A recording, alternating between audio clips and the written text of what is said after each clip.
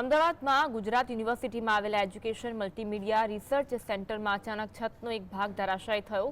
આ ઘટના બનતા જ સ્ટાફમાં અફરાતફરી મચી ગઈ હતી। જો કે સદનસીબે કોઈ જાનહાનિ થઈ નથી।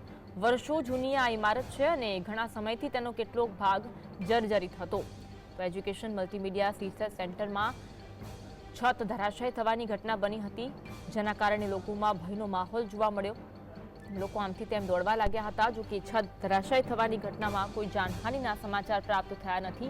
જો કે ઘણા સવાલો આ ઘટનાને લઈ ઉઠી રહ્યા છે, કારણ કે આ જૂની ઇમારત છે, વર્ષો જૂની આ ઇમારતનો ઘણા સમયથી તેનો કેટલોક ભાગ જર્જરિત હતો, પણ તેને સમારકામ કરાવવા અંગે કોઈ જ કામગીરી થઈ ન હતી, જેને લઈને પણ એક મોટો પ્રશ્ન ઉઠી રહ્યો છે। જો કે આ ઘટનામાં કોઈ જાનહાનિ થઈ નથી, પરંતુ જો કોઈ જાનહાનિ થઈ હોત તો તેના માટે જવાબદાર કોણ તે મોટો પ્રશ્ન। ગુજરાત યુનિવર્સિટીના ઈએમઆરસી વિભાગની છત ધરાશાયી થવાની ઘટના બની હતી।